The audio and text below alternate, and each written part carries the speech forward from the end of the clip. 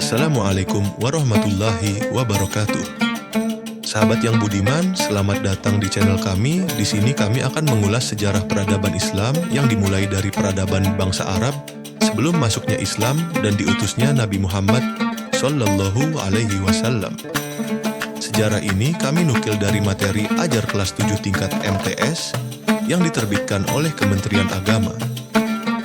Berikut pembahasannya, selamat menyimak.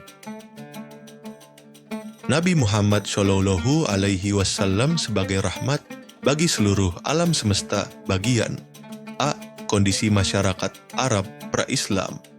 Masyarakat kota Makkah sebelum mereka menyembah berhala dan batu-batuan adalah masyarakat penganut ajaran tauhid yang dibawa oleh Nabi Ibrahim alaihi salam, yaitu agama yang mengajarkan, percaya, dan menyembah hanya kepada Allah Subhanahu wa Ta'ala, Tuhan yang Maha Esa. Kemudian ajaran itu diteruskan oleh Nabi Ismail yang merupakan putra Nabi Ibrahim. Di antara sejumlah ajaran dan kebudayaan Islam yang terpelihara sampai sekarang, seperti Ka'bah, makam Ibrahim, dan peristiwa kurban. Setelah Nabi Ismail wafat, maka terjadi keterputusannya risalah, yang akhirnya mereka menyembah selain Allah Subhanahu wa Ta'ala. Proses perpindahan kepercayaan ini bermula ketika salah satu pembesar suku Khuza'ah bernama Amir bin Lu'ay al-Khuzai pergi ke Syam, Syria.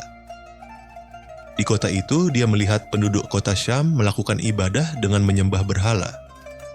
Melihat tata cara peribadatan yang berbeda dengan mereka dan masyarakat Makkah pada umumnya, maka Amir tertarik untuk mempelajari dan mempraktikannya. Untuk keperluan ibadah tersebut, Amr bin Lu'ay meminta sebuah berhala dari suku Amalika sebagai kenang-kenangan dan akan dijadikan alat-alat perantara dalam peribadatan masyarakat Makkah guna mendekatkan diri pada Tuhannya. Berhala yang dibawa Amr diberi nama Hubal dan diletakkan di Ka'bah. Berhala Hubal ini menjadi pimpinan berhala lainnya seperti Lata, Uzza, dan Manna. Amr bin Lu'ay mengajarkan kepada masyarakat Makkah tentang tata cara menyembah berhala, sebagaimana dia belajar di Syam. Sehingga masyarakat meyakini bahwa berhala adalah perantara untuk mendekatkan diri pada Tuhannya. Selain berhala-berhala tersebut, mereka juga membuat berhala-berhala lainnya hingga mencapai 360 berhala yang diletakkan mengelilingi Ka'bah. Dan mulailah kepercayaan masuk ke masyarakat Makkah dan kota Makkah menjadi pusat penyembahan berhala. Pada saat musim haji, banyak masyarakat dari bangsa Arab berziarah ke Makkah dan melihat berhala-berhala di sekitar Ka'bah. Mereka bertanya tentang alasan menyembah berhala. Para pembesar menjawab bahwa berhala-berhala tersebut merupakan perantara dalam menyembah dan mendekatkan diri kepada Tuhan. Setelah itu, mereka pulang ke daerah asalnya dan meniru tata cara ibadah masyarakat Makkah. Mulailah kepercayaan baru menyebar ke seluruh jazirah Arab. Imam Bukhari meriwayatkan sebuah hadis dengan sanad dari Ibnu Abbas yang berbunyi, patung-patung yang ada pada zaman Nabi Nuh merupakan patung-patung yang disembah pula kalangan bangsa Arab setelah itu. Adapun Wud adalah berhala yang disembah oleh suku Kaib di Daumatul Jandal. Suwa adalah sesembahan Hudzail. Yaghut sesembahan suku Murad, kemudian berpindah ke Bani Ghatifdi di lereng bukit yang terletak di kota Saba.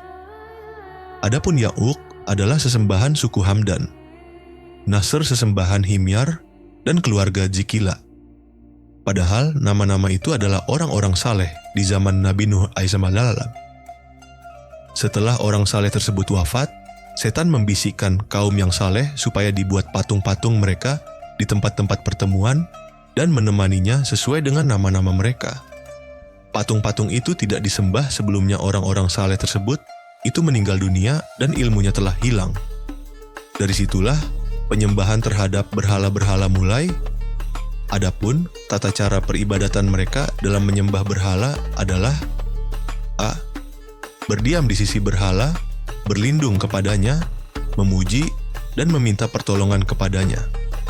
Masyarakat Arab Quraisy berkeyakinan bahwa berhala-berhala tersebut bertabbi. Ketika berhaji, mereka bertawaf mengelilingi berhala-berhala tersebut dan bersujud kepadanya.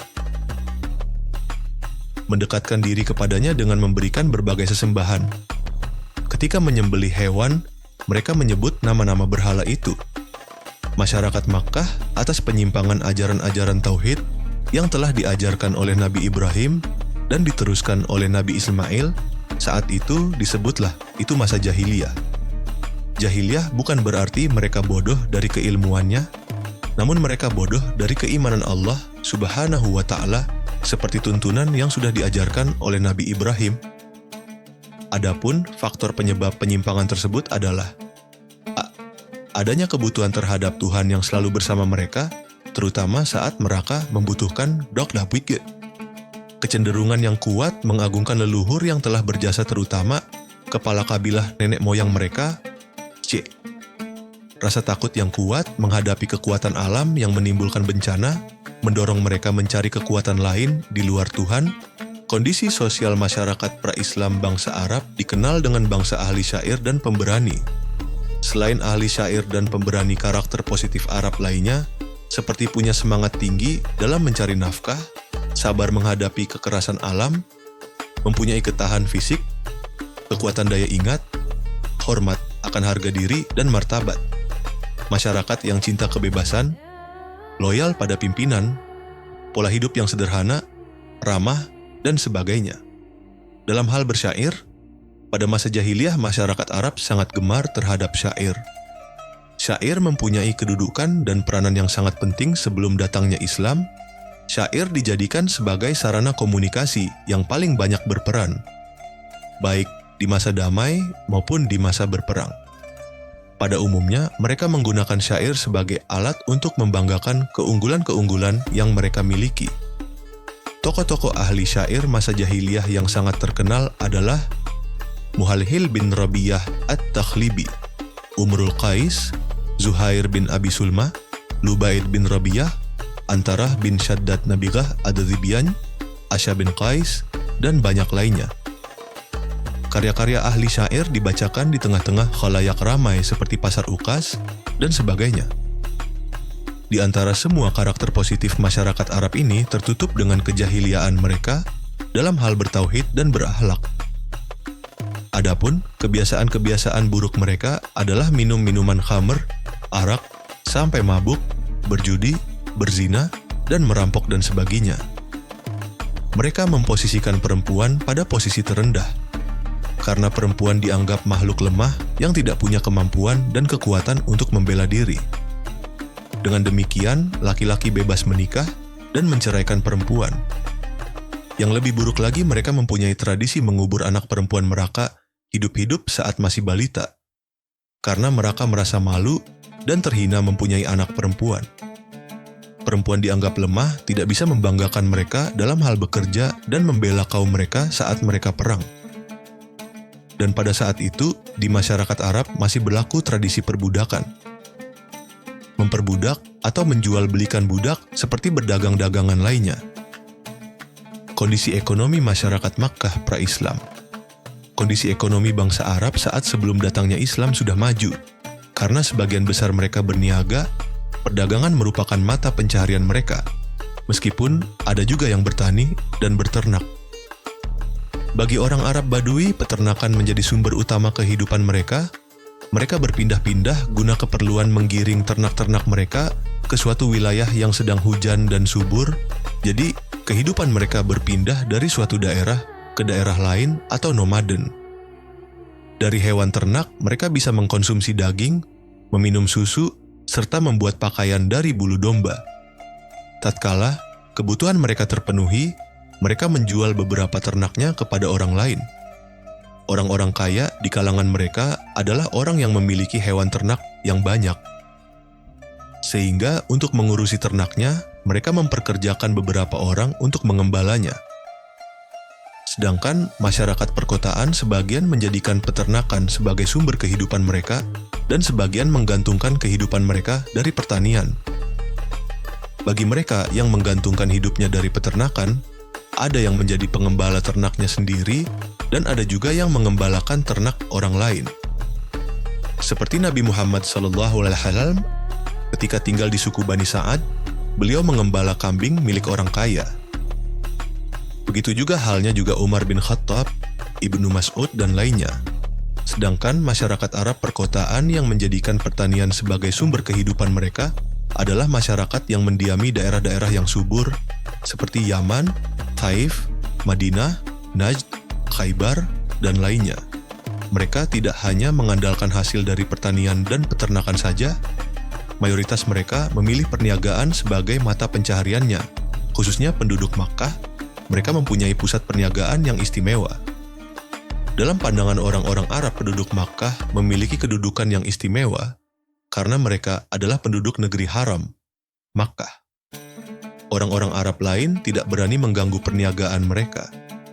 Allah Ta'ala menjadikan Makkah menjadi tanah yang suci dan aman. Firman Allah Quran Surat Al-Ankabut ayat 67. Artinya, dan apakah mereka tidak memperhatikan bahwa sesungguhnya kami telah menjadikan negeri mereka tanah suci yang aman, sedang manusia sekitarnya rampok-merampok.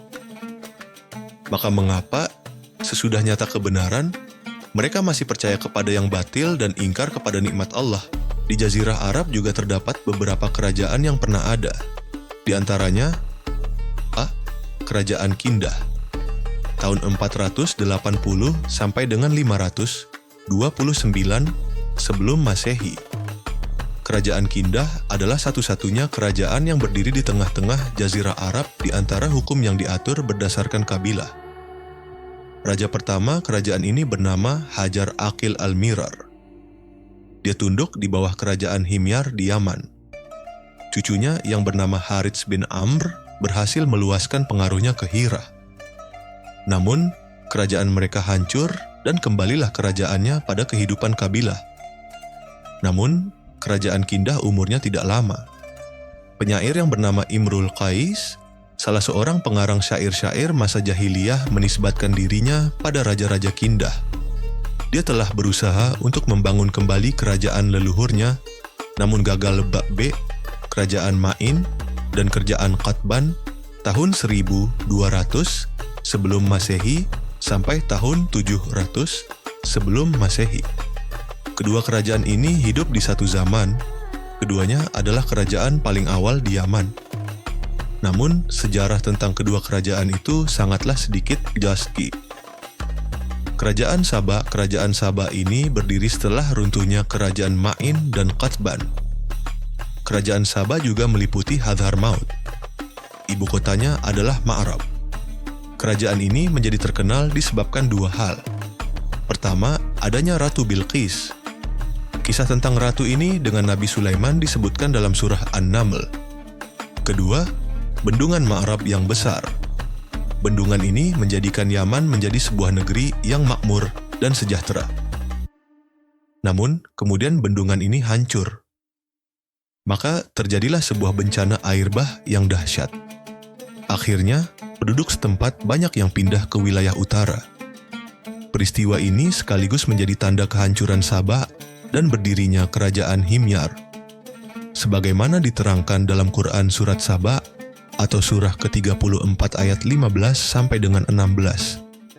Artinya, sesungguhnya bagi kaum Saba ada tanda kekuasaan Tuhan di tempat kediaman mereka, yaitu dua buah kebun di sebelah kanan dan di sebelah kiri. Kepada mereka dikatakan, makanlah olehmu dari rezeki yang dianugerahkan Tuhanmu dan bersyukurlah kamu kepadanya. Negerimu adalah negeri yang baik dan Tuhanmu adalah Tuhan yang Maha Pengampun.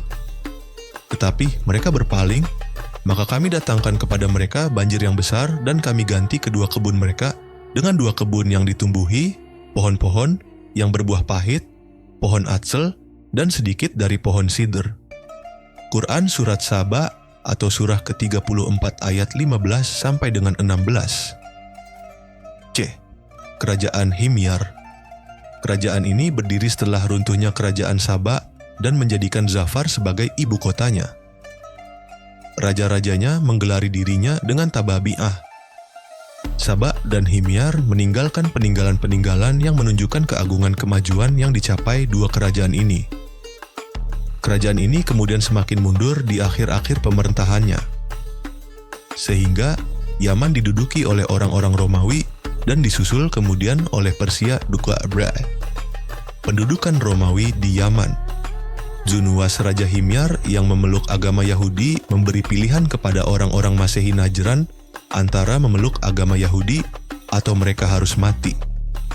Ternyata mereka lebih baik memiliki mati daripada dipaksa harus memeluk agama Yahudi. Maka dia segera menggali parit dan mereka dibakar di dalam parit itu. Seperti dijelaskan dalam Quran Surat Al-Buruj ayat 4-6, yang artinya, binasa dan terlaknatlah orang-orang yang membuat parit, yang berapi dinyalakan dengan kayu bakar, ketika mereka duduk di sekitarnya. Quran Surat Al-Buruj ayat 4-6. Sebagian mereka melarikan diri dan meminta bantuan kepada penguasa Habasyah yang menganut agama Kristen, An-Najasyi, yang kemudian meminta bantuan pada Kaisar Romawi pelindung agama Kristen. Kaisar kemudian mengirimkan kapal perang dan senjata. Maka Najasyi mampu menaklukkan kota Yaman berkat komandannya yang bernama Arbat. Pada saat itu, salah seorang pembantu dekatnya yang bernama Abraha melakukan pemberontakan dan akhirnya membunuhnya. Maka jadilah Abraha penguasa di Yaman. Peristiwa ini terjadi pada saat hidupnya Abdul Muttalib bin Hashim, kakek Rasulullah Tetah F. Pendudukan orang-orang Persia atas Yaman. Salah seorang anak Raja Himyar yang bernama Saif bin Ziyazan melarikan diri ke Persia. Dia meminta bantuan kepada orang-orang Persia untuk mengeluarkan orang-orang Habasyah dari negerinya. Maka mereka pun bergerak dan mampu mengalahkan orang-orang Romawi.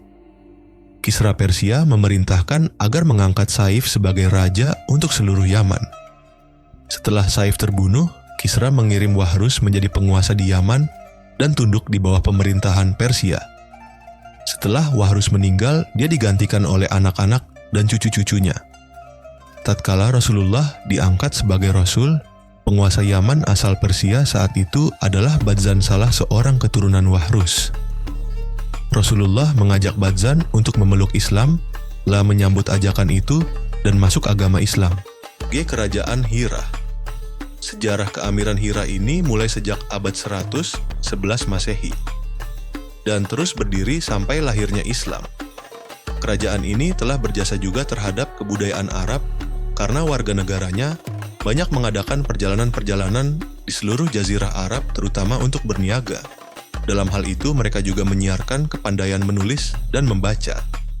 Karena itu mereka dapat dianggap sebagai penyiar ilmu pengetahuan di jazirah Arab Fajhah. Kerajaan Ghassan. Nama Ghassan itu berasal dari mata air di Syam yang disebut Ghassan. Kaum Ghassan memerintah di bagian selatan dari negeri Syam dan di bagian utara dari jazirah Arab. Mereka telah mempunyai kebudayaan yang tinggi dan menganut agama Masehi yang diterimanya dari bangsa Romawi, dan merekalah yang memasukkan agama Masehi itu ke jazirah Arab. Kerajaan Hijaz. Hijaz berbeda dengan negeri-negeri Arab yang lain. Negeri Hijaz belum pernah dijajah, diduduki, dan dipengaruhi negara-negara asing. Hal itu dikarenakan letak geografis dan negeri miskin, sehingga tidak menarik negara-negara lain untuk menjajahnya. Kota terpenting di daerah ini adalah Makkah, tempat Ka'bah berada. Pada awalnya, Makkah dan Ka'bah dikuasai oleh Nabi Ismail, kemudian putra sulungnya Nabit, dan dilanjutkan oleh penguasa-penguasaan kabilah Jurhum. Kemudian suku Jurhum diganti oleh suku Khuza'ah, yang datang dari Yaman setelah runtuhnya bendungan Ma'rib, dan berkuasa di Makkah selama 300 tahun.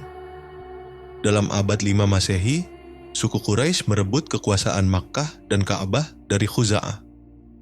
Makkah mengalami kemajuan di bawah kekuasaan suku Quraisy. Untuk mengurus Makkah dan mengamankan para penziarah yang datang ke kota Makkah, suku Quraisy mendirikan semacam pemerintahan. Selain itu, suku Quraisy mengatur urusan yang berkenaan dengan Ka'bah. Ada 10 jabatan tinggi yang dibagikan kepada kabilah dari suku Quraisy, yaitu Ablaqah Hijabah, penjara kunci Ka'bah, Beka Sikayah, penjara air mata Zam-Zam, Cirka, Diyat, kekuasaan hakim sipil dan kriminal, Da Sifarah, kuasa usaha negara atau duta, Liwa, jabatan ketentaraan. Evan Rifadah, pengurus pajak bagi fakir miskin. G. Nadwah, jabatan ketua dewan. Atan Khaiman, pengurus balai musyawarah Intatani. Khazinah, jabatan administrasi keuangan. J. Azlim, penjaga panah peramal, untuk mengetahui pendapat para dewa-dewa. Bagian B, dakwah Nabi Muhammad Shallallahu Alaihi Wasallam di Makkah. Pertama, riwayat hidup Nabi Muhammad Shallallahu Alaihi Wasallam. Nabi Muhammad lahir pada tanggal 12 Rabiul Awal, tahun gajah yang bertepatan dengan 20 April tahun 571 Masehi. Ayahnya bernama Abdullah bin Abdul Muttalib dan ibunya bernama Aminah binti Wahab. Nasab bapak dan ibu beliau bertemu pada datuk beliau yang bernama Kilab. Jika dirunut sampai atas nasab beliau berakhir pada Nabi Ismail ibnu Ibrahim, bapak orang Arab Al-Musta'ribah. Silsilah Nabi Muhammad sangat jelas dari keturunan pemuka dan pemimpin suku Quraisy. Ayahnya bernama Abdullah bin Abdul Muthalib bin Hashim bin Abdi Manaf bin Qusay bin Kilab, Murrah bin Ka'ab bin Lu'ay bin Ghalib bin Fihr bin Malik bin Nadar bin Kinanah bin Khuzaimah bin Mudrikah bin Ilyas bin Mudar bin Nizar bin Ma'ad bin Adnan. Sedang ibunya bernama Aminah binti Wahab bin Abdi Manaf bin Zuhrah bin Kilab. Beliau berasal dari suku asli Quraisy, yang mana suku Quraisy adalah suku yang mempunyai kedudukan utama dalam kemuliaan dan kedudukan yang tinggi di antara bangsa Arab. Menurut Syekh Khudari, tidaklah engkau dapati dalam silsilah bapak-bapaknya Nabi, melainkan orang-orang mulia, tidak ada orang rendah di kalangan mereka, tetapi mereka semuanya adalah pemuka dan pemimpin. Bahkan ayah beliau Abdullah adalah putra bungsu Abdul Muthalib dan dijuluki Az-Zabih karena menurut riwayat Abdul Muthalib bernazar apabila ia dikarunia 10 anak lelaki, maka dia akan menyembelih salah satu dari mereka. Ketika diundi, ternyata undiannya jatuh pada Abdullah.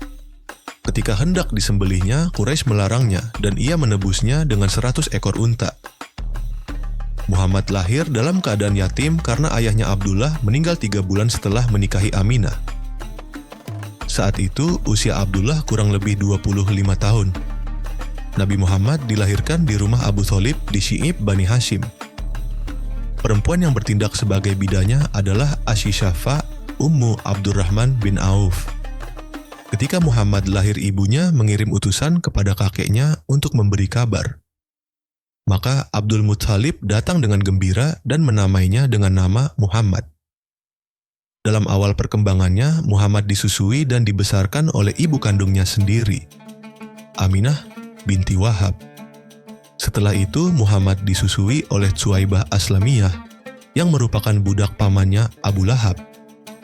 Setelah itu, Muhammad kecil disusui oleh Halimah binti Abi Zuwaib As-Sa'diyah, istri Al-Harits bin Abdul Uzza. Pada usia kurang dari 6 tahun, terjadilah peristiwa pembelahan dada Muhammad untuk mengeluarkan bagian syaitan darinya oleh malaikat Jibril, dan kejadian itu disampaikan pada ibunya. Setelah kejadian itu, tahun Muhammad diasuh ibunya sendiri pada usia kurang dari 6 tahun. Ketika Muhammad berusia 6 tahun, ibunya tercinta, Aminah binti Wahab, meninggal, dimakamkan di Abwa.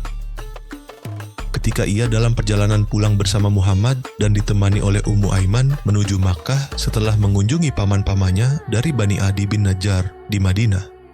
Sepeninggal ibunya, menurut Syihab, Muhammad kecil diantarkan oleh Ummu Aiman kepada kakeknya Abdul Muttalib. Sejak itu Muhammad di bawah pengawasan dan asuhan Abdul Muttalib. Abdul Muttalib sangat menyayangi Muhammad melebihi anak-anaknya sendiri. Namun 2 tahun setelah itu Abdul Muttalib wafat karena sudah usia lanjut. Saat itu usia Muhammad 8 tahun. Tanggung jawab selanjutnya beralih kepada pamannya, Abu Thalib. Meski Abu Thalib bukanlah orang kaya, tetapi ia cukup perhatian dalam merawat dan mendidik Muhammad SAW hingga dewasa, meski Abu Thalib memiliki banyak anak. Seperti juga Abdul Muttalib, Abu Thalib adalah tokoh yang disegani dan dihormati orang Quraisy. Muhammad berada dalam asuhan dan lindungan Abu Thalib hingga tahun ke-10 kenabian, Setelah itu pamannya meninggal. Dalam usia muda-muda, Muhammad hidup sebagai pengembala kambing keluarganya dan kambing penduduk Makkah. Melalui kegiatan pengembalaan ini, dia menemukan tempat untuk berpikir dan merenung. Dalam suasana demikian, dia ingin melihat sesuatu di balik semuanya. Pemikiran dan perenungan ini membuatnya jauh dari segala pemikiran nafsu duniawi, sehingga terhindar dari berbagai macam noda yang dapat merusak namnaya. Karena itu, sejak muda dijuluki Al-Amin, orang yang terpercaya. Menurut Al-Khudari mengatakan bahwa ketika Muhammad berusia 12 tahun, beliau bersama pamannya, Abu Thalib melakukan perjalanan ke Syam untuk berdagang bersama rombongan kafilah para saudagar dari Makkah. Setibanya di Basrah diawasi oleh seorang pendeta yang dikenal dengan Buhairah. Meski nama sebenarnya adalah Jirjis, George. Setelah rombongan Abu Thalib berhenti dan beristirahat, Buhairah menemui mereka layaknya menyambut tamu. Setelah itu, ia menjelaskan kepada Abu Thalib bahwa anak ini akan menjadi utusan Allah Subhanahu wa Ta'ala. Buhairah mengenalinya dari sifat-sifat kenabian pada diri Muhammad yang ia lihatnya dalam kitab-kitab suci mereka. Setelah itu, Buhairah menyarankan kepada Abu Thalib agar membawa pulang kembali anak tersebut ke Makkah sebelum sampai Syam. Karena Buhairah khawatir dirinya akan dijahati oleh orang-orang Yahudi. Kemudian beliau dibawa pulang kembali ke Makkah bersama para pembantunya. Perkataan ini sering diucapkan ahli kitab, Yahudi dan Nasrani sebelum Rasul diutus. Firman Allah dalam surat Al-Baqarah ayat 89 yang artinya, "Maka setelah datang kepada mereka apa yang telah mereka ketahui, mereka ingkar kepadanya. Maka laknat Allah atas orang-orang yang ingkar itu." Ketika Muhammad berusia 20 tahun, terjadilah Perang Fijar, yaitu perang antara Kinanah yang bersekutu dengan Quraisy melawan suku Qais, namun peperangan ini dimenangkan oleh suku Qais. Peperangan Fijar ini terjadi beberapa kali. Ketika usia Muhammad mencapai 25 tahun, Muhammad berangkat ke Syam membawa barang dagangan saudagar wanita yang kaya raya, yaitu Khadijah binti Khuwailid. Dalam catatan sejarah, Khadijah adalah saudagar janda yang kaya raya. Ia memperkerjakan kaum lelaki untuk menjalankan usaha dagangannya dengan sistem bagi hasil.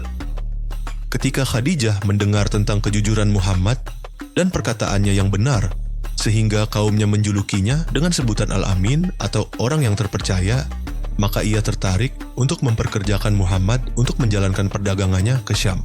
Dalam perjalanan perdagangan, Muhammad ditemani oleh salah satu pembantu Khadijah yang bernama Maisyarah. Tawaran tersebut diiyakan oleh Muhammad dengan sistem bagi hasil. Untuk itu, ia berangkat ke Syam untuk menjual barang dagangannya Khadijah.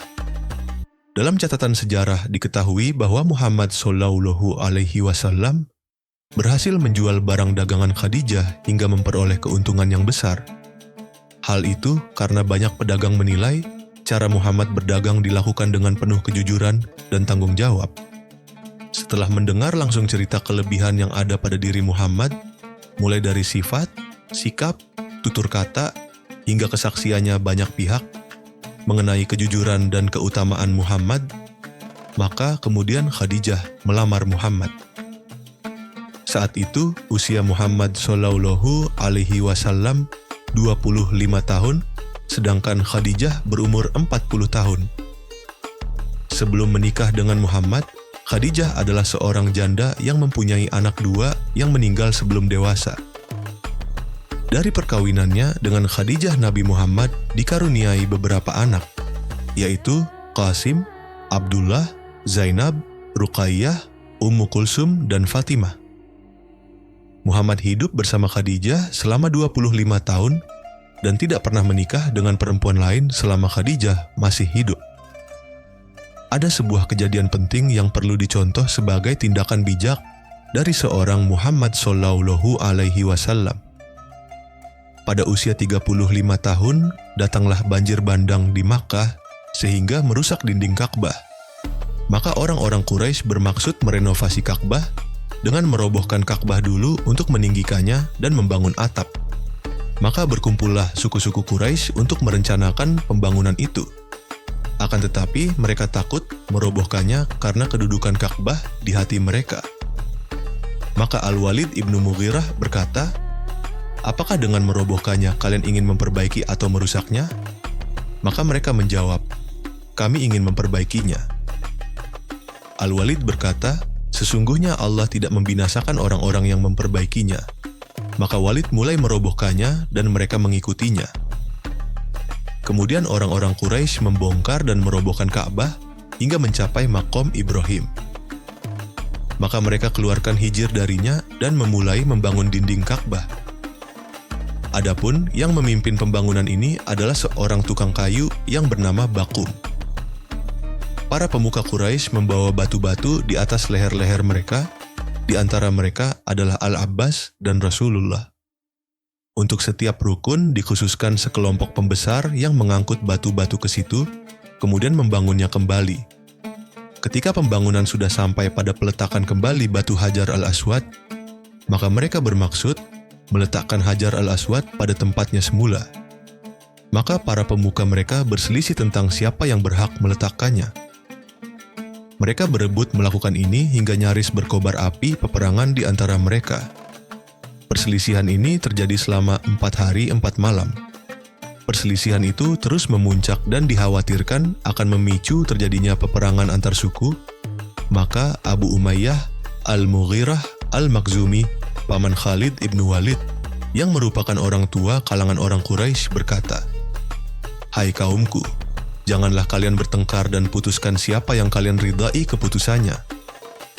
Lalu mereka menjawab, "Kami serahkan urusan ini kepada orang pertama yang masuk Ka'bah melalui pintu masjid." Pendapat ini disetujui oleh mayoritas kabilah. Mereka puas setelah mengetahui ternyata yang masuk ke Ka'bah lewat pintu masjid adalah Muhammad. Maka mereka berkata, "Kami setuju dengan Muhammad Al-Amin."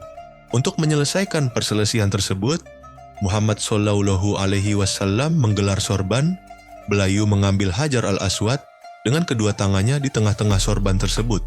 Kemudian Muhammad meminta untuk seluruh kepala kabilah atau suku yang berselisih untuk mengangkat dan membawanya ke tempat peletakannya Hajar al-Aswad. Setelah sampai pada tempat semula, lalu beliau sendiri yang mengambil dan meletakkannya pada tempatnya semula. Keberhasilan Muhammad dalam menyelesaikan masalah konflik tersebut membuat orang-orang Quraisy puas akan kebijakannya dalam meredam konflik yang hampir menimbulkan pertumpahan darah. Ini menunjukkan betapa Muhammad mempunyai jiwa yang bijak dalam memimpin dan mengatasi masalah sosial. Bagian 2. Permulaan dakwah Nabi Muhammad Shallallahu Alaihi Wasallam. Ketika Nabi Muhammad Shallallahu Alaihi Wasallam mencapai usia sempurna, yaitu 40 tahun, Allah Subhanahu wa Ta'ala mengutusnya sebagai pembawa berita gembira dan pemberi peringatan untuk mengeluarkan mereka dari kebodohan yang gelap menjadi cahaya ilmu, yakni diangkat sebagai nabi dan rasul. Peristiwa itu terjadi di bulan Juli tahun 610 Masehi. Sebagaimana dijelaskan oleh Mahmud Basya, ahli falak, bahwa peristiwa itu bertepatan pada tanggal 17 Ramadan tahun 13 sebelum Hijriah. Beliau diangkat ketika sedang bertahanus di Gua Hiro, sebuah di Jabal Nur yang terletak beberapa kilometer sebelah utara kota Makkah. Tempat itu Nabi berusaha menenangkan diri dengan beribadah beberapa malam. Ibadah Nabi Muhammad mengikuti agama Nabi Ibrahim alaihissalam. Setelah lebih kurang 6 bulan Nabi Muhammad Shallallahu Alaihi Wasallam berkhalwat dan bertahanus di Gua Hiro, maka tanggal 17 Ramadan, Malaikat Jibril datang menyampaikan wahyu. Malaikat Jibril mengajari dan meminta Nabi untuk membaca wahyu itu.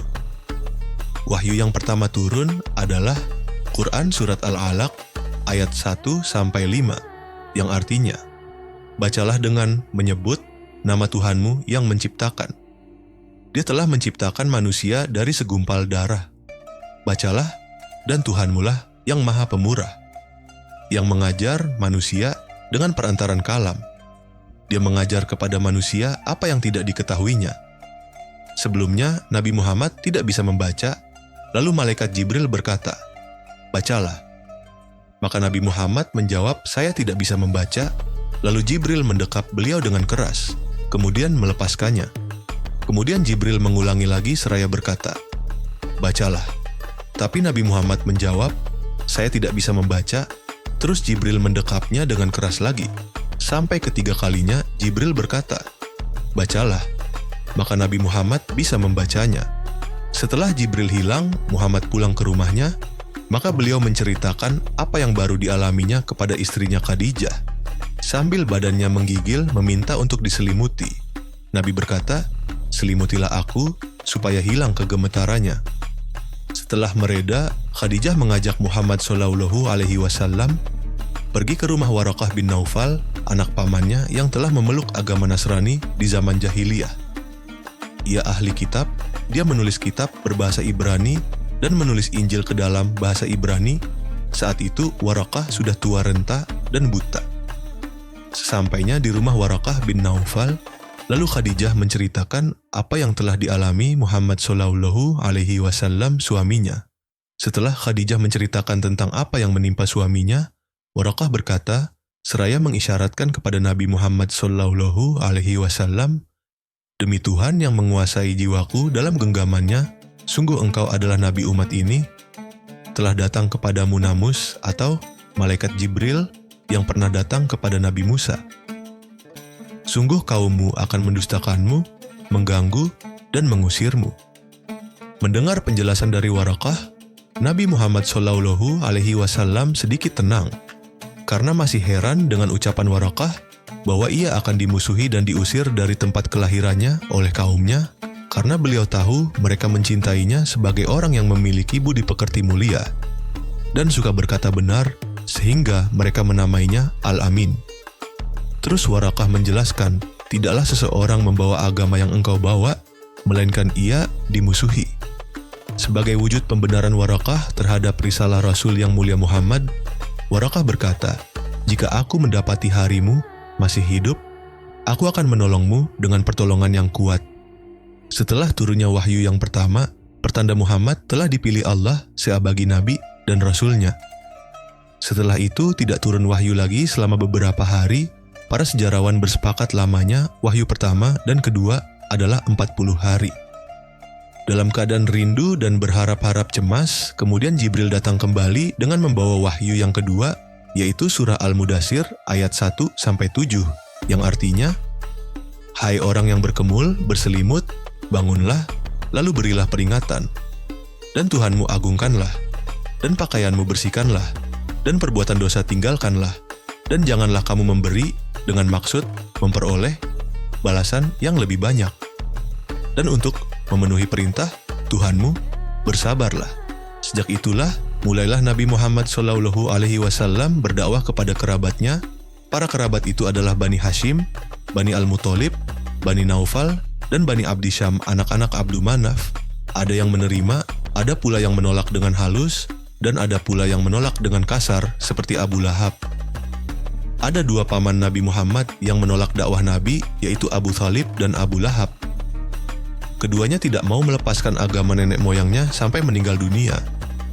Tapi keduanya memiliki sikap yang berbeda terhadap dakwah Nabi. Sejak itulah, mulailah Nabi Muhammad SAW berdakwah kepada kerabatnya. Para kerabat itu adalah Bani Hashim, Bani Al-Muthalib, Bani Naufal, dan Bani Abdi Syam, anak-anak Abdu Manaf. Ada yang menerima, ada pula yang menolak dengan halus, dan ada pula yang menolak dengan kasar, seperti Abu Lahab. Ada dua paman Nabi Muhammad yang menolak dakwah Nabi, yaitu Abu Thalib dan Abu Lahab. Keduanya tidak mau melepaskan agama nenek moyangnya sampai meninggal dunia. Tapi keduanya memiliki sikap yang berbeda terhadap dakwah Nabi, bahkan mengancam dan berniat membunuh Nabi Muhammad. Allah mengabadikan cerita Abu Lahab di surat Al-Lahab. Pada masa periode awal ini, kerabat Nabi yang menerima dakwahnya antara lain istrinya, Siti Khadijah, sebagai wanita pertama yang masuk Islam. Lalu sepupunya, Ali bin Abi Thalib, sebagai orang yang pertama masuk Islam dari anak. Budaknya, Zaid bin Haritsah, sebagai orang pertama masuk Islam dari hamba sahaya. Dan sahabatnya, Abu Bakar Siddiq, sebagai orang yang pertama masuk Islam dari laki-laki dewasa. Selain mereka yang masuk Islam pada masa dakwah sembunyi-sembunyi adalah Sa'id bin Zaid al-Adawi al-Quraisy dan istrinya Fatimah binti al-Khattab, saudara perempuan Umar, dan Ummu al-Fadl, Lubabah binti al-Harits al-Hilaliyah, istri al-Abbas bin Abdul Muttalib, dan Ubaidillah ibnul Harits bin Abdul Muttalib bin Hisham, Abu Salamah bin Abdullah bin Abdul Asad al-Makhzumi al-Quraisy, putra bibi Rasulullah, Utsman bin Mad'un beserta kedua saudaranya, Al-Aqram bin Abil Arqam al-Makhzumi al-Quraisy. Dakwah Nabi secara sembunyi-sembunyi ini berlangsung selama 3 tahun. Beliau berjuang keras tanpa mengenal lelah, meski banyak ejekan dan gangguan yang ditujukan kepadanya dan para sahabatnya. Dakwah secara sembunyi-sembunyi ini berakhir ketika turunlah perintah untuk berdakwah secara terang-terangan. Firman Allah surat Al-Hijr ayat 94 yang memerintahkan berdakwah secara terang-terangan, yang artinya, "Maka sampaikanlah olehmu secara terang-terangan segala apa yang diperintahkan kepadamu dan berpalinglah dari orang-orang yang musyrik." Setelah turun ayat ini, Nabi Muhammad SAW berdakwah secara terang-terangan ke seluruh lapisan masyarakat, baik golongan bangsawan maupun budak serta negeri-negeri lain, dilakukan pertama kali di Bukit Syafa. Ketika itu, pamannya, Abu Lahab, sangat menentang keras dakwah Nabi. Peristiwa tersebut diabadikan dengan surat Al-Lahab. Selama 13 tahun di Makkah, 610 sampai 622 M, Nabi Muhammad SAW menerima wahyu dari Allah Subhanahu wa Ta'ala yang turun secara berangsur-angsur. Surat-surat yang diturunkan selama Nabi Muhammad SAW di Makkah dinamakan surat Makkiyah yang meliputi 89 surat dan 4.726 ayat.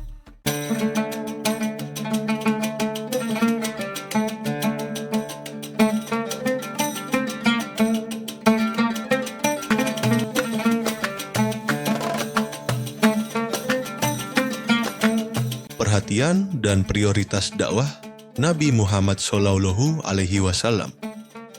Selama Nabi Muhammad berdakwah di Makkah, ada masalah-masalah yang menjadi perhatian dan prioritas yang ingin dicapai oleh Nabi Muhammad. Masalah-masalah berikut adalah: pertama, mengajarkan ketauhidan. Tantangan dalam berdakwah Nabi Muhammad SAW masa di Makkah adalah meluruskan akidah masyarakat Arab jahiliyah yang mana mereka memiliki kepercayaan berbagai Tuhan atau politeisme, seperti penyembahan berhala, penyembahan bulan dan bintang, penyembahan jin, ruh, dan arwah nenek moyang, dan ajaran yang tidak sesuai dengan ajaran Islam. Islam datang dengan membawa ajaran tauhid, penyembahan hanya kepada Allah yang Maha Esa, tak beranak dan tak diperanakkan. Begitu juga yang berkaitan dengan kebudayaan. Kebudayaan Arab pra-Islam sangat dipengaruhi oleh mitologi dan ajaran-ajaran sesat lainnya, sedang Islam membawa peradaban atau kebudayaan baru berdasarkan petunjuk Allah dan Al-Quran. Kedua, kondisi masyarakat Makkah yang menyembah berhala. Nabi Muhammad SAW mendapat tugas mengajak masyarakat Makkah untuk menyembah Allah Subhanahu wa Ta'ala, Tuhan yang Maha Esa. Ajakan Nabi Muhammad SAW bertentangan dengan kondisi serta kebiasaan masyarakat Makkah yang menyembah berhala. Ketiga, memberi kabar tentang hari pembalasan.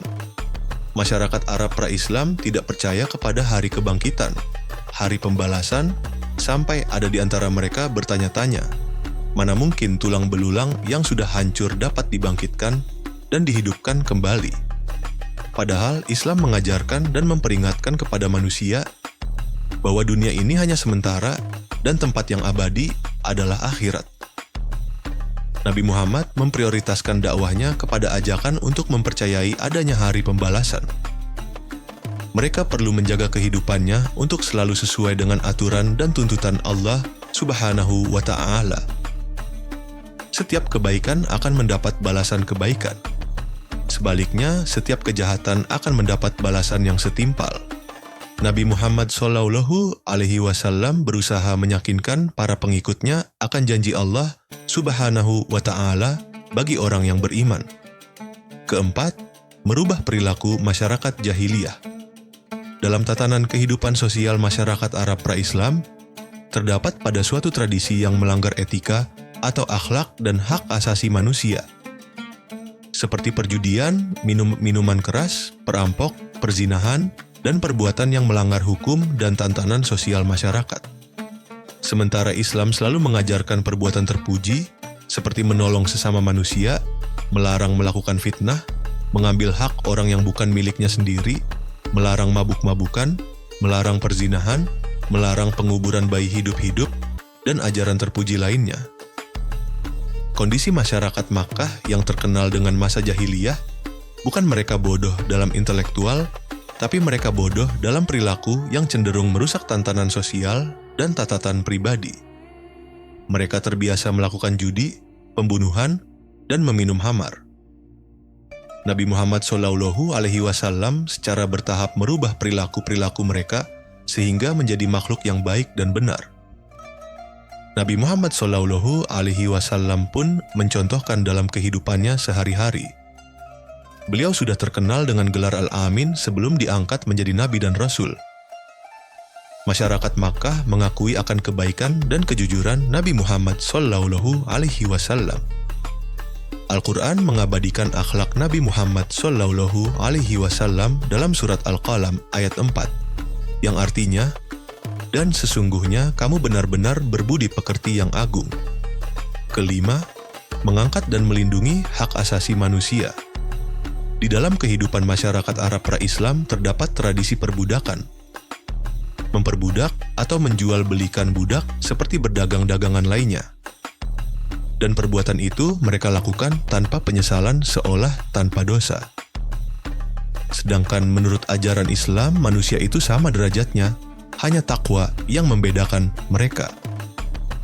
Kehadiran Islam justru untuk mengangkat martabat mereka yang tertindas seperti para duafa dan fakir miskin. Perbedaan inilah pada akhirnya membawa perbenturan dahsyat antara masyarakat Arab kafir dan mukmin di tanah Arab Makkah. Selain itu, status wanita dianggap sebagai aib keluarga. Kebiasaan membunuh dan mengubur anak wanita menjadi alat untuk menghilangkan aib keluarga. Islam mengangkat derajat wanita dalam posisi yang tinggi dan terhormat. Bagian 4. Respon masyarakat Makkah terhadap dakwah-dakwah Nabi Muhammad SAW.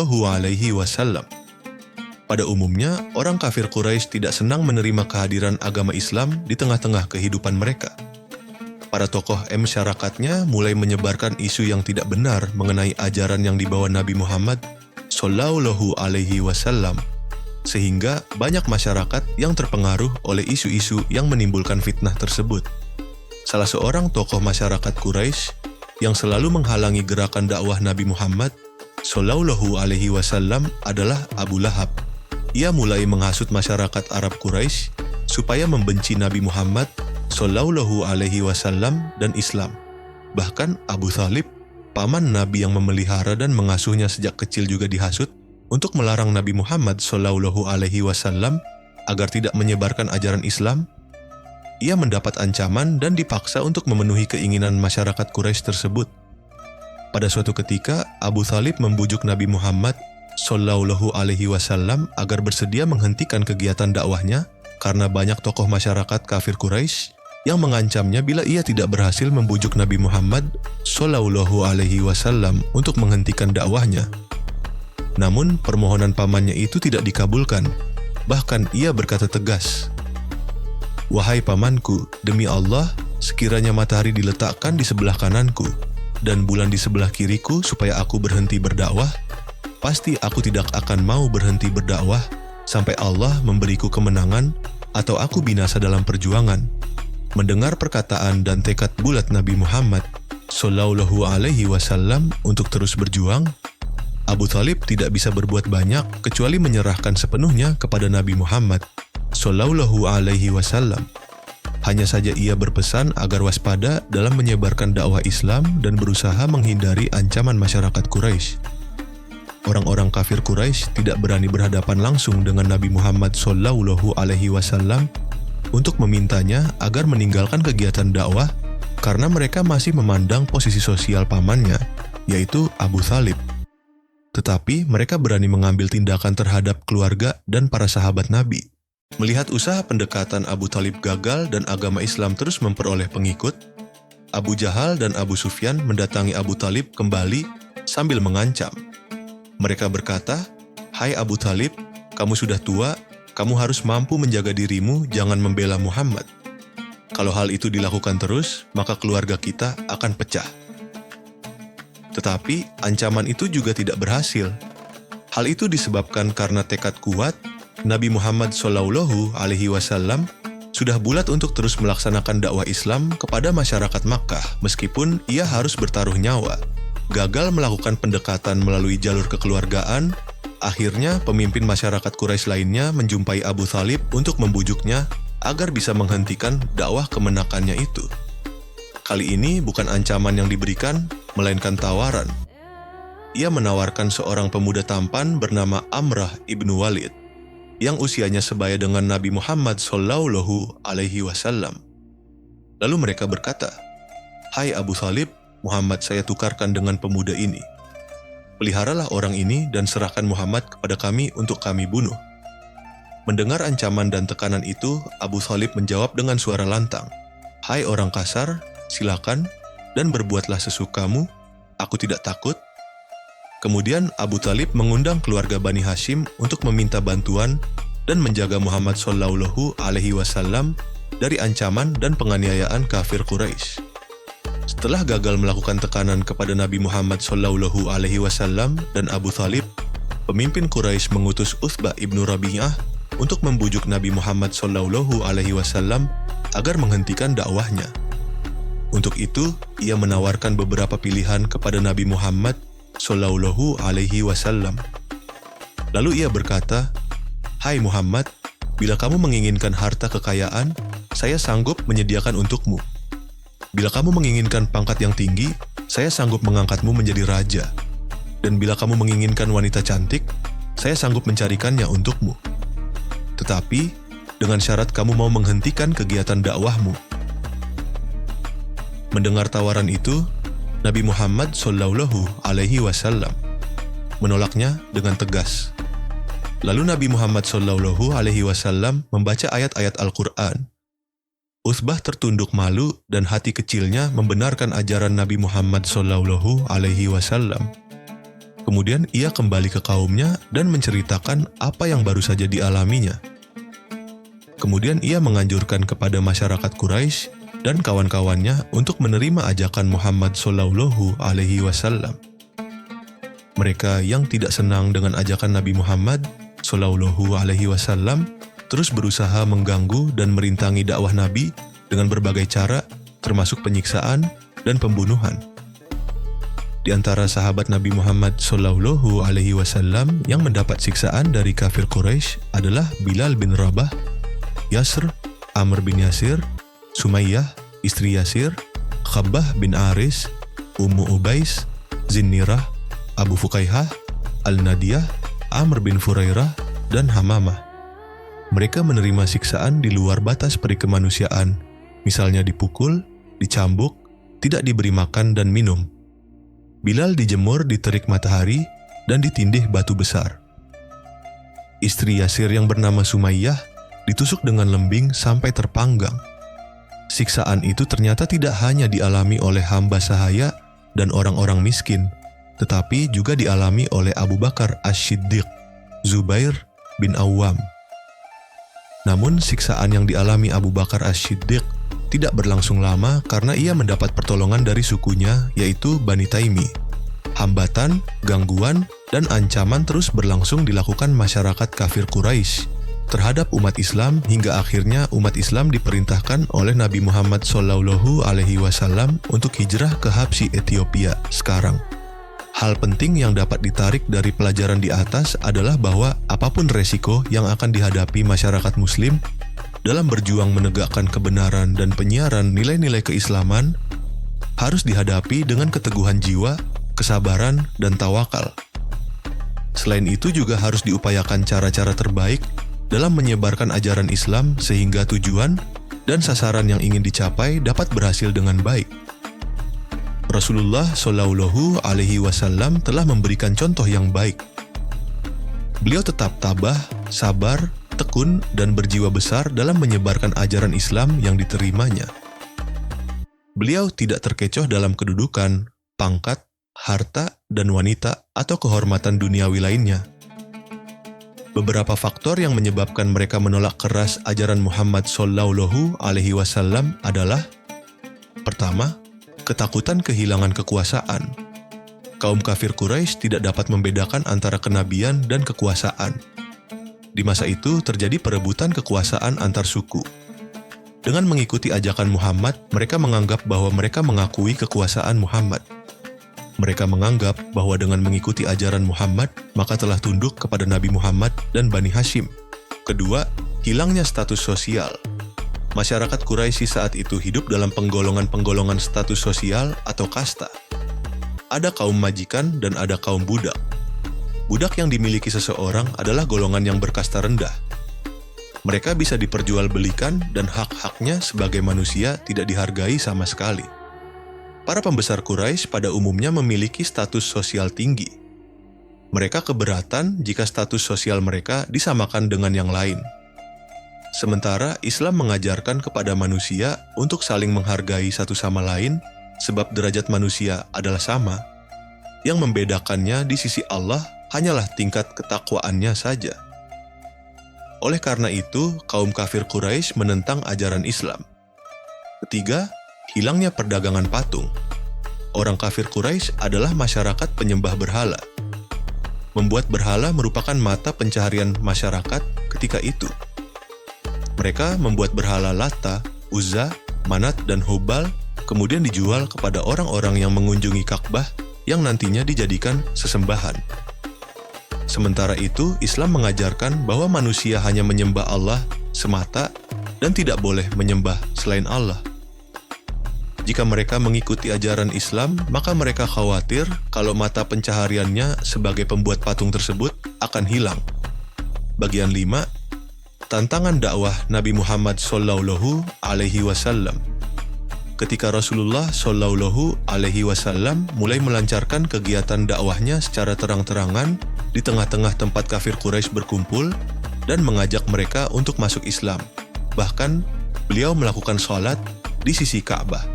Orang-orang kafir yang tidak suka dengan ajaran Islam semakin membenci ajaran yang dibawa Nabi Muhammad Shallallahu Alaihi Wasallam. Lalu, kaum kafir Quraisy menghambat dan menghalangi dakwah Rasulullah Shallallahu Alaihi Wasallam melalui berbagai cara, di antaranya: pertama, penghinaan, ancaman dan siksaan terhadap Rasulullah Shallallahu Alaihi Wasallam. Rasulullah Shallallahu Alaihi Wasallam dihina sebagai orang gila, tukang sihir, anak celaka, dan lain-lain dengan sebutan penghinaan. Suatu saat Rasul pernah dilempari kotoran domba, rumah beliau juga dilempari sampah dan kotoran. Untuk mencelakakan beliau, pernah diletakkan duri yang tajam di depan rumahnya, juga tindakan-tindakan lain yang sangat menyakitkan. Kedua, penghinaan, ancaman, dan siksaan terhadap pengikut Rasulullah Shallallahu Alaihi Wasallam. Misalnya, penghinaan dan penyiksaan yang ditimpakan kepada Bilal oleh majikannya. Ia dijemur di tengah terik matahari sambil dilempari batu. Tidak puas, majikannya pun mencambuknya dan menimpakan batu yang besar di tubuh Bilal. Bilal kemudian diselamatkan oleh Abu Bakar dengan cara dibelinya dari majikannya dengan harga yang sangat tinggi. Contoh lain, penyiksaan keji yang dilakukan kafir Quraisy adalah siksaan yang ditimpakan kepada ayah dan ibu Ammar bin Yasir. Mereka dibunuh dan bahkan ditusuk jantungnya oleh Abu Jahal. Sahabat lainnya yang mendapatkan perlakuan sama adalah Zamirah yang matanya dicungkil hingga buta. Kekejian mereka juga menyebabkan Hibab terbelah tubuhnya karena ditarik oleh 2 ekor unta yang berlawanan arah. Ketiga, bujukan harta, kedudukan, dan wanita. Langkah ini dilakukan oleh kafir Quraisy dengan mengutus Utbah bin Rabi'ah untuk membujuk Rasulullah Shallallahu Alaihi Wasallam dengan harta. Dengan janji berapapun, Nabi meminta maka akan diberikan. Bahkan mereka membujuknya untuk menjadikan Nabi sebagai raja dan diiming-imingi wanita-wanita yang tercantik di seluruh Arab asalkan Rasulullah Shallallahu Alaihi Wasallam menghentikan kegiatannya menyebarkan agama Islam. Namun semuanya ditolak oleh Rasulullah Shallallahu Alaihi Wasallam. Keempat, membujuk Nabi untuk bertukar sesembahan. Kafir Quraisy menawarkan kepada Nabi Shallallahu Alaihi Wasallam untuk saling bertukar sesembahan, di mana mereka meminta Nabi untuk menyembah Tuhan Latta dan Uzza dalam beberapa hari, untuk kemudian mereka bersedia menyembah Allah. Namun usaha ini ditolak Nabi Shallallahu Alaihi Wasallam melalui firman Allah dalam QS Al-Kafirun ayat 1-3, yang artinya, katakanlah Nabi Muhammad, "Wahai orang-orang kafir, aku tidak akan menyembah apa yang kamu sembah. Kamu juga bukan penyembah apa yang aku sembah." Kelima, membujuk dan menghasut Abu Thalib. Tindakan langsung terhadap Nabi selalu menghadapi kegagalan, maka kafir Quraisy mulai beralih untuk mempengaruhi dan membujuk paman Nabi, Abu Thalib, agar memerintahkan Nabi berhenti berdakwah. Mereka menghasut dan mengiming-imingi dengan memberikan ganti Rasulullah Shallallahu Alaihi Wasallam dengan seorang pemuda yang gagah dan ganteng, dengan syarat Abu Thalib tidak menghalangi mereka membunuh Nabi. Namun usaha mereka ditolak mentah-mentah oleh Abu Thalib. Hasutan lainnya adalah membujuk Abu Thalib dengan pernyataan bahwa Nabi telah membawa ajaran yang bertentangan dengan ajaran para pendahulu dan nenek moyang bangsa Arab. Taktik ini juga gagal. Bahkan, Nabi mengatakan, "Seandainya matahari diletakkan di tangan kananku dan rembulan di tangan kiriku, aku tidak akan berhenti menyampaikan dakwah sehingga berhasil atau aku mati karenanya." Keenam, menghasut masyarakat Makkah. Upaya lain yang dilakukan kafir Quraisy untuk merintangi dakwah Nabi adalah dengan mempengaruhi masyarakat Quraisy untuk tidak mendengarkan dakwah atau bacaan-bacaan Al-Quran karena disebutkan oleh mereka sebagai jampi-jampi yang membuat mereka tertenung. Selain itu, mereka juga mengancam untuk tidak segan-segan membuat mereka sengsara atau bahkan dibunuh jika mengikuti ajaran Nabi Muhammad Shallallahu Alaihi Wasallam. Keenam, pengasingan dan pemboikotan Bani Hashim dan Bani Muthalib. Upaya ini merupakan upaya yang sangat menyengsarakan kaum muslimin. Kafir Quraisy melarang siapapun untuk berinteraksi dengan Bani Hashim dan Bani Muthalib, melakukan transaksi jual beli, menikahi atau dinikahi, menengok yang sakit, atau menolong mereka. Pemboikotan ini dituliskan dalam selembar pengumuman yang ditempelkan di pintu gerbang masuk Ka'bah, sehingga semua orang tahu dengan ancaman berat bagi mereka yang melanggarnya.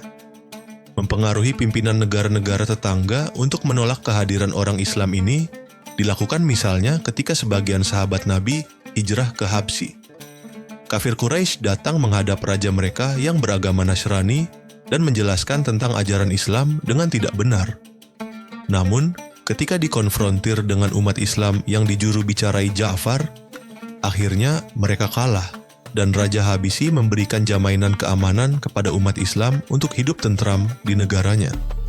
Bagian keenam, kunci keberhasilan Nabi Muhammad Shallallahu Alaihi Wasallam dalam dakwah di Makkah. Nabi Muhammad Shallallahu Alaihi Wasallam mengembangkan dakwahnya di Makkah dengan segala tantangan dan ancaman dari masyarakat Quraisy. Tantangan tersebut tidak menghalangi beliau untuk menghentikan dakwahnya. Perjuangannya terus dilakukan sehingga pengikutinya terus bertambah. Keberhasilan tersebut tidak lepas dari karakter yang dimiliki oleh Nabi Muhammad Shallallahu Alaihi Wasallam. Karakter tersebut antara lain: pertama, sabar. Nabi Muhammad Shallallahu Alaihi Wasallam memiliki kesabaran dalam menghadapi ancaman, tantangan, hambatan, dan gangguan baik dari keluarga maupun masyarakat Makkah. Sikap sabar menjadi modal utama Nabi Muhammad Shallallahu Alaihi Wasallam untuk terus berdakwah dan tidak pernah putus asa. Kedua, kegigihan dan keuletan. Nabi Muhammad Shallallahu Alaihi Wasallam memiliki kegigihan dan keuletan dalam menyebarkan Islam, baik kepada keluarga maupun masyarakat Makkah. Kegigihan dan keuletan menghadapi segala rintangan yang dihadapi. Ketiga, berakidah yang benar dan kuat. Karakter ini menjadi modal utama dalam dakwah Nabi Muhammad SAW. Beliau meyakini akan janji Allah Subhanahu wa Ta'ala. Beliau tidak pernah ragu akan janji Allah yang akan melindungi dakwanya. Keempat, akhlak terpuji dan menjauhi kemungkaran. Nabi Muhammad SAW sudah terkenal dengan Al-Amin sebelum diangkat jadi Nabi dan Rasul. Masyarakat Quraisy sudah mengakui kebaikan dan kejujuran Nabi Muhammad SAW. Sehingga ketika Nabi Muhammad SAW diangkat jadi Nabi dan Rasul, semua orang tidak bisa menolak akan kebenaran dakwanya. Tapi karena kesombongan dan keangkuhan menjadi masyarakat Quraisy menolak dakwahnya. Kelima, kesetaraan derajat. Nabi Muhammad menjunjung tinggi persamaan derajat sesama manusia. Tidak ada perbedaan antara bangsawan dan budak, antara yang kaya dan miskin. Perbedaannya pada keimanannya. Karakter ini membuat semua orang merasa nyaman dan diakui secara sama.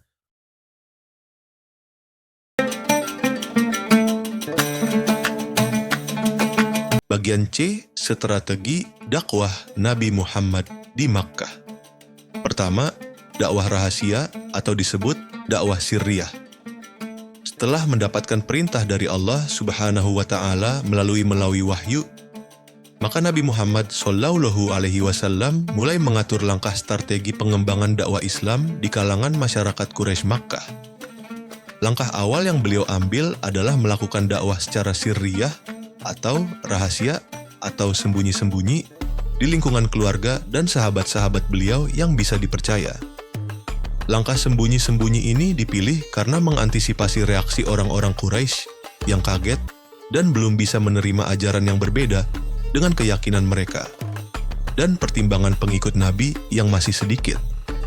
Sedangkan ancaman dan siksaan masyarakat kafir Quraisy masih kuat dan status kota Makkah sebagai pusat agama bangsa Arab. Nabi Muhammad SAW melakukan dakwah sirri dengan pendekatan personal. Hal ini disebabkan pendekatan personal memiliki keterkaitan batin serta interaksi emosional antara pengajak dan yang diajak. Pendekatan personal ini Nabi SAW telah menggabungkan antara ikhtiar dan tawakal. Artinya, Nabi dalam berdakwah memperhatikan situasi dan kondisi yang ada. Nabi Muhammad SAW melaksanakan dakwah sirriyah selama 3 tahun. Pertama-tama, Nabi menawarkan Islam kepada orang-orang terdekat, keluarga besar serta sahabat-sahabat karib beliau. Mereka diajak untuk memeluk Islam. Dalam sejarah Islam dikenal sebagai as-sabiqun al-awwalun, atau orang-orang yang paling dahulu dan pertama masuk Islam. Mereka adalah 1. Khadijah binti Khuwailid, Ummul Mukminin, istri Nabi SAW. 2. Zaid bin Haritsah bin Syarahil. 3. Ali bin Abi Thalib, sepupu beliau. 4. Abu Bakar As-Siddiq, sahabat paling dekat beliau. Setelah memeluk Islam, Abu Bakar bersemangat dalam berdakwah mengajak orang-orang masuk Islam. Karakter Abu Bakar terkenal sebagai sosok laki-laki yang lembut, disenangi, dan berbudi baik. Para tokoh kaumnya selalu mengunjunginya dan sudah tidak asing dengan kepribadiannya karena kecerdasan, kesuksesan dalam berbisnis, dan pergaulannya yang luwes. Melalui dakwah beliau, beberapa sahabat masuk Islam yaitu 1. Utsman bin Affan al-Umawi.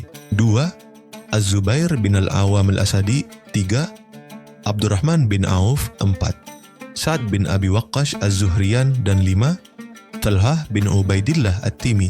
Kemudian diikuti oleh Bilal bin Rabah al-Habashi, Abu Ubaidah, Amir bin al-Jarrah yang berasal dari suku Bani al-Harits bin Fihr, Abu Salamah bin Abdul Asad, Al-Arqam bin Abil Arqam, keduanya berasal dari suku Makhzum, Utsman bin Maz'un, dan kedua saudaranya, Qudamah dan Abdullah, Ubaidah bin al-Harits bin al-Muttalib bin Abdu Manaf, Sa'id bin Zaid al-Adawi dan istrinya, Fathimah bintil Khathab al-Adawiyah, saudara perempuan dari Omar bin al-Khattab, Khabbab bin al-Arts, Abdullah bin Mas'ud al-Hazali, serta banyak lagi selain mereka.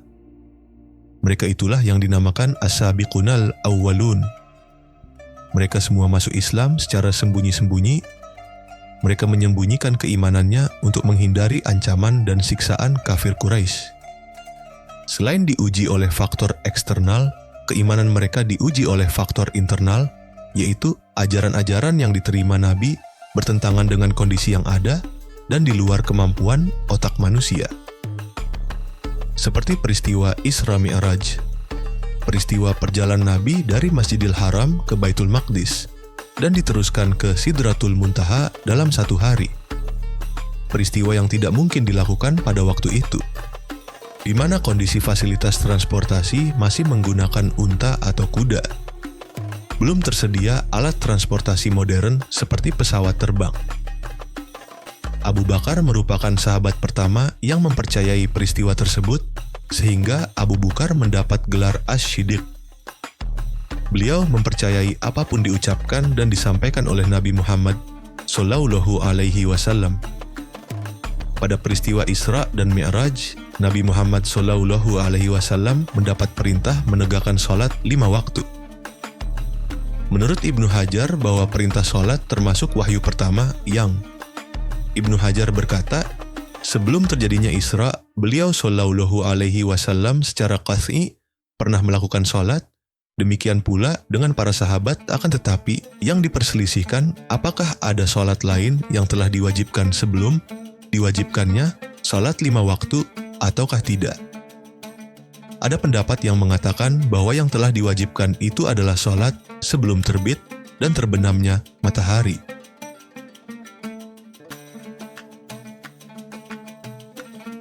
Kedua, dakwah terang-terangan atau jahar.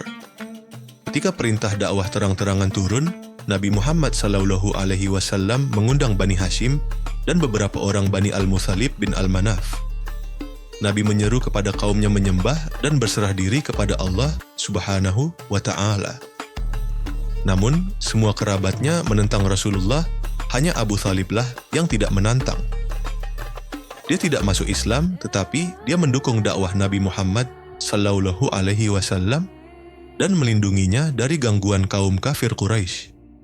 Setelah Nabi Shallallahu Alaihi Wasallam merasa yakin terhadap dukungan dan janji Abu Thalib untuk melindunginya dalam menyampaikan wahyu Allah Subhanahu wa Ta'ala, beliau berdiri di atas syafa lalu berseru, "Wahai semua orang!" Maka semua orang berkumpul memenuhi seruan beliau.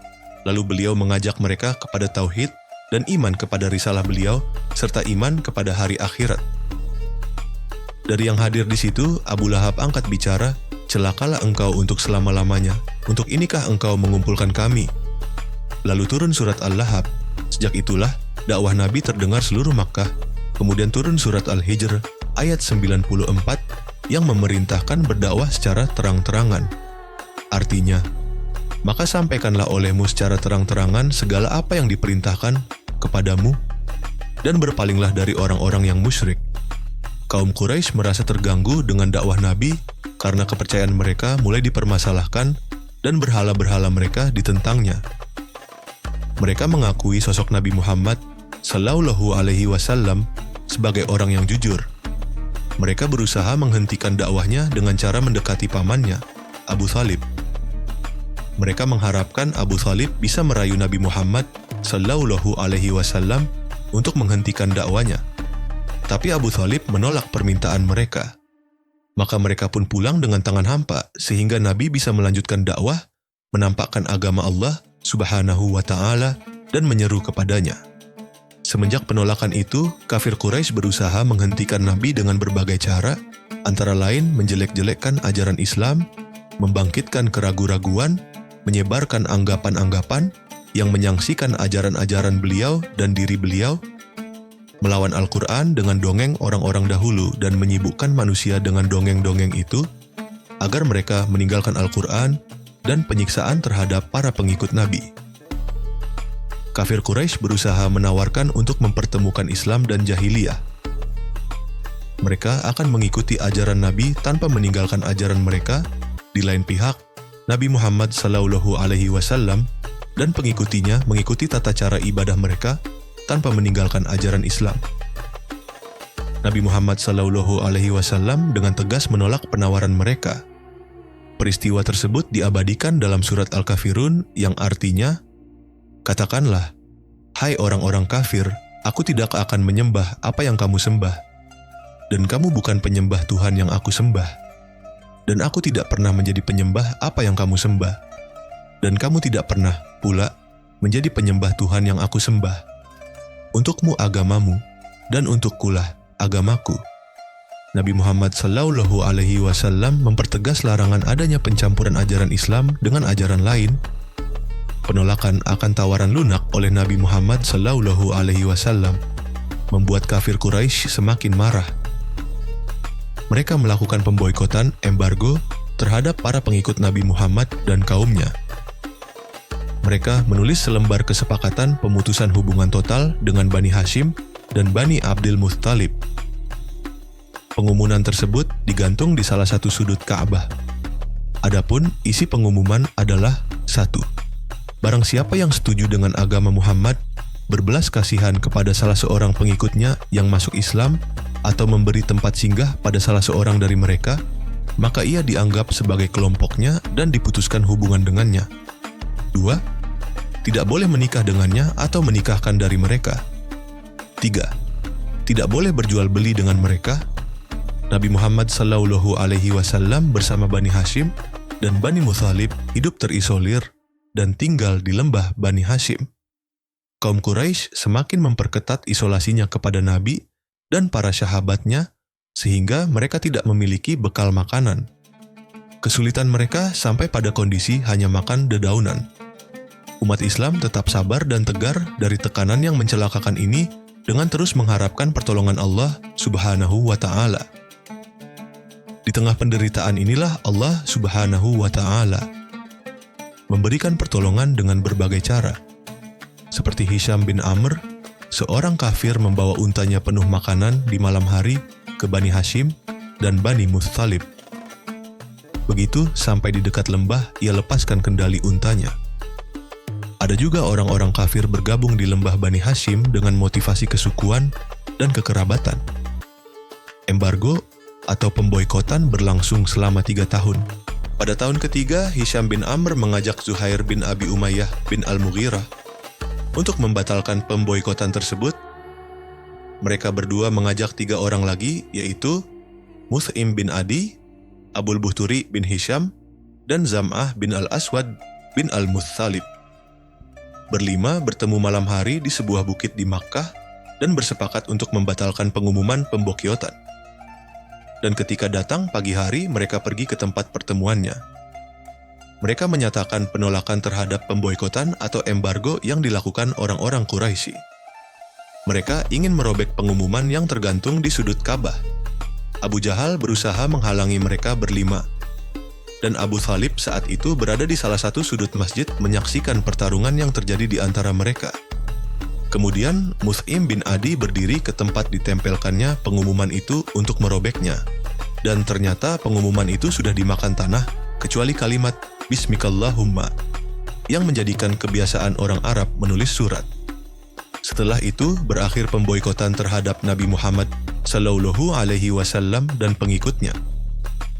Kafir Quraisy tetap menekan dan menyiksa para pengikut Nabi Muhammad SAW. Hingga Nabi memerintahkan pengikutnya untuk hijrah dan keluar dari Makkah. Ketiga, hijrah ke Habsyi. Penindasan dan penyiksaan kafir Quraisy semakin keras, membuat Nabi Muhammad SAW dan pengikutnya berpikir untuk menyelamatkan diri. Dalam kondisi tersebut, turunlah surah Az-Zumar surah ke-39 ayat 10 yang berisi perintah hijrah. Allah Subhanahu wa Ta'ala berfirman yang artinya, "Hai hamba-hambaku yang beriman, bertakwalah kepada Tuhanmu. Orang-orang yang berbuat baik di dunia ini memperoleh kebaikan. Dan bumi Allah itu adalah luas. Sesungguhnya hanya orang-orang yang bersabarlah yang dicukupkan pahala mereka tanpa batas." Nabi Muhammad SAW memerintahkan kaum muslimin agar hijrah ke Habasyah karena Raja Habasyah, Ashimah An-Najasyi, adalah seorang raja yang adil. Maka bulan Rajab tahun kelima kenabian, hijrahlah kelompok pertama terdiri dari 12 orang laki-laki dan 4 orang perempuan. Pemimpinnya Utsman bin Affan yang hijrah bersama istrinya, Sayyidah Ruqayyah, putri Rasulullah Shallallahu Alaihi Wasallam. Dan hijrah ke Habasyah terjadi 2 kali. Ruqayyah kembali bersama suaminya, Utsman bin Affan bergabung dengan kelompok hijrah kedua. Kafir Quraisy khawatir akibat dari hijrah Habasyah. Mereka takut Islam menyebar keluar Makkah dan nantinya mereka akan mendapat bantuan dan pertolongan dari luar Makkah. Akhirnya, kafir Quraisy mengirim 2 orang utusan yang cerdas, yaitu Abdullah bin Abi Rabi'ah dan Amr bin Al-Ash bin Wa'il As-Sahmi. Mereka pun mengumpulkan hadiah-hadiah yang akan dibawa keduanya untuk An-Najasyi. Mereka ingin merusak hubungan baik antara An-Najasyi dan orang-orang yang hijrah. 2 orang utusan kaum Quraisy itu pergi ke Habasyah. Mereka menyerahkan hadiahnya kepada Raja Habasyah. Mereka meminta raja agar mengembalikan kepada mereka orang-orang yang meninggalkan agama mereka. Raja Habasyah menolaknya dan sikapnya bahwa semua yang ada di tempatnya akan berada dalam perlindungannya dengan aman. Kedua utusan kembali ke Makkah dengan tangan hampa dan memberitahu sikap Raja Habasyah. Keempat, hijrah ke Taif. Pada tahun ke-10 kenabian, Nabi Muhammad Shallallahu Alaihi Wasallam kehilangan 2 orang yang dicintainya, yaitu Siti Khadijah, istrinya yang selalu bersamanya dalam menyebarkan Islam, dan Abu Thalib, pamannya yang selalu melindungi dan membelanya dari ancaman kafir Quraisy. Tahun tersebut dinamai Tahun Kesedihan. Setelah meninggal keduanya, orang-orang kafir Quraisy semakin berani mengganggu dan menyakiti Nabi Muhammad Shallallahu Alaihi Wasallam. Melihat kondisi seperti itu, Nabi bersama Zaid berencana pergi ke Taif, wilayah yang berjarak sekitar 80 km dari tanah suci Makkah. Ada beberapa alasan Nabi Muhammad memilih Taif, antara lain A. Taif merupakan kota kedua setelah Makkah. Di Taif ada Bani Tsaqif, salah satu suku Arab yang paling kuat. Jika mereka memeluk Islam, maka akan menjadi kekuatan besar yang mendukung dakwah Nabi. Jarak Taif tidak jauh dari Makkah sehingga orang Islam dapat membantu menyebarkan Islam di Taif dan Makkah. Nabi Muhammad Shallallahu Alaihi Wasallam pergi ke Taif untuk meminta bantuan serta perlindungan dari keluarganya yang berada di kota itu, yaitu Kinanah yang bergelar Abu Jalail dan Mas'ud yang bergelar Abu Kuhal serta Habib. Mereka adalah para pembesar dan penguasa di Taif yang berasal dari keturunan Tsaqif. Nabi Muhammad Shallallahu Alaihi Wasallam berharap dakwahnya diterima oleh masyarakat Taif. Akan tetapi harapan itu tidak menjadi kenyataan karena mereka tidak mau memberikan perlindungan dan bantuan apapun kepada Nabi Muhammad Shallallahu Alaihi Wasallam. Mereka menolak membantu Nabi Muhammad karena mereka menghindari perselisihan dengan masyarakat Makkah. Selain itu, mereka telah terhasut oleh pengaruh Abu Jahal dan para pembesar kafir Quraisy yang memberitakan bahwa apa yang diajarkan Muhammad Shallallahu Alaihi Wasallam adalah kebohongan-kebohongan besar dan akan menyesatkan bangsa Arab. Mereka mengusir Nabi Muhammad Shallallahu Alaihi Wasallam dengan dilempari batu oleh pemuda Taif. Nabi Muhammad Shallallahu Alaihi Wasallam mengalami luka parah akibat lemparan batu. Dengan pakaian yang berlumuran darah dan penuh luka, Nabi Muhammad Shallallahu Alaihi Wasallam meninggalkan Taif, menghindari kejaran penduduk Taif. Beliau beristirahat di sisi kebun anggur milik 2 bersaudara Utsbah dan Syaibah, anak Rabi'ah. Nabi Muhammad Shallallahu Alaihi Wasallam menengadahkan muka ke langit, mengadukan nasib yang dideritanya kepada Allah dan berkata, "Ya, Allah, kepadamu aku mengadukan kelemahanku, kurangnya kesanggupanku, dan kerendahan diriku berhadapan dengan manusia.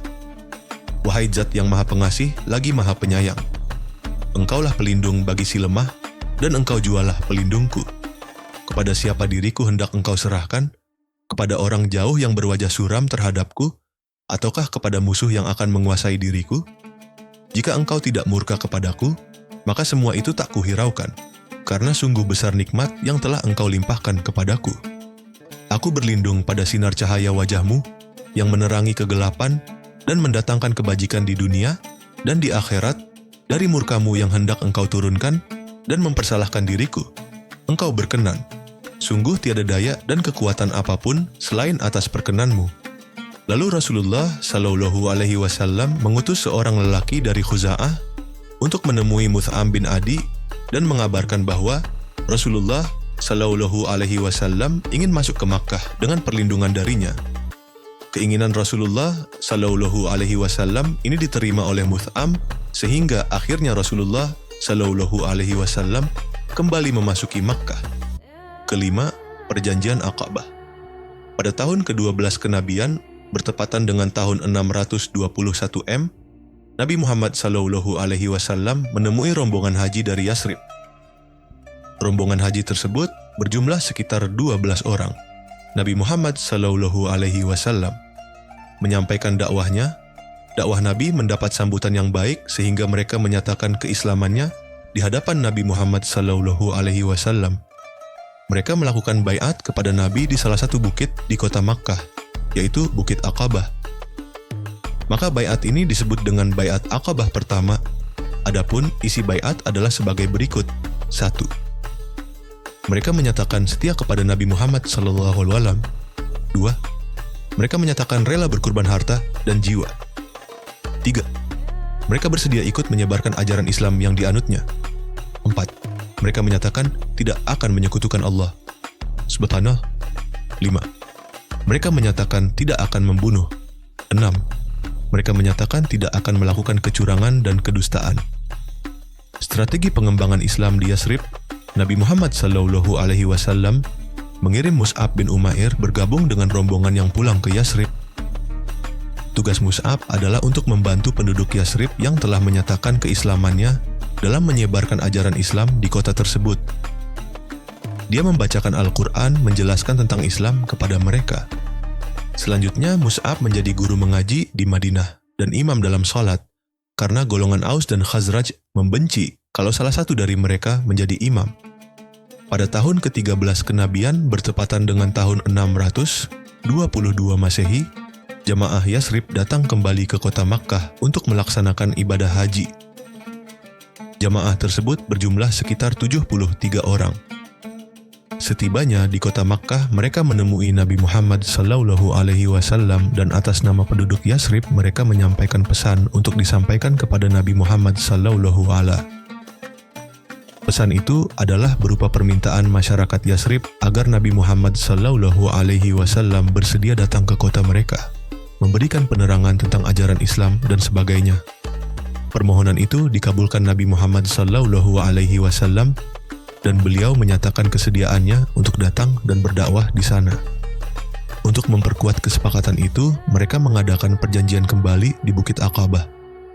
Karenanya, perjanjian ini di dalam sejarah Islam dikenal dengan sebutan Perjanjian Aqabah II.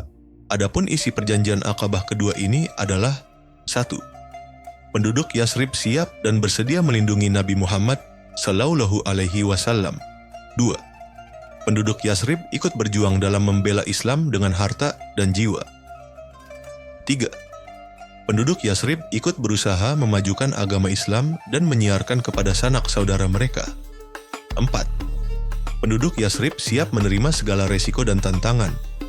Setelah pelaksanaan baiat, Nabi Muhammad Sallallahu Alaihi Wasallam meminta 12 pemimpin sebagai naqib kepada kaum mereka dalam rangka merealisasikan baiat. Komposisi 12 itu 9 orang dari kabilah Khazraj dan 3 dari kabilah Aus. Mereka itu adalah naqib-naqib kepada Al-Khazraj. 1. As'ad bin Zurarah bin Ads. 2. Sa'ad bin Al-Rabi' bin Amru. 3. Abdullah bin Rawahah bin Tha'labah. 4. Rafi bin Malik bin Al-Ajlan. 5. Al-Bara bin Marur bin Sakhr. 6. Abdullah bin Amru bin Hiram. 7. Ubadah bin Al-Samit bin Qais. 8. Sa'ad bin Ubadah bin Dulaim. 9. Al-Munzir bin Amru bin Khanis.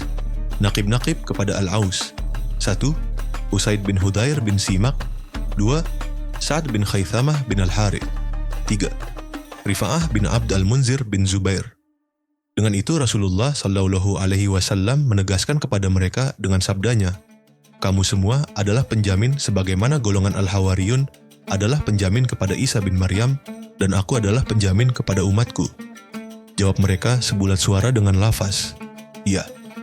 Dengan keputusan ini terbukalah di hadapan Nabi Muhammad Shallallahu Alaihi Wasallam. Harapan baru untuk memperoleh kemenangan karena telah mendapat jaminan bantuan dan perlindungan dari masyarakat Yasrib. Sebab itu pula, kemudian Nabi Muhammad Shallallahu Alaihi Wasallam memerintahkan kepada sahabat-sahabatnya untuk hijrah ke Yasrib karena di kota Makkah mereka tidak dapat hidup tenang dan bebas dari gangguan, ancaman, dan penyiksaan dari orang-orang kafir Quraisy. Selain itu, ada beberapa faktor yang mendorong Nabi Muhammad Shallallahu Alaihi Wasallam memilih Yasrib sebagai tempat hijrah umat Islam.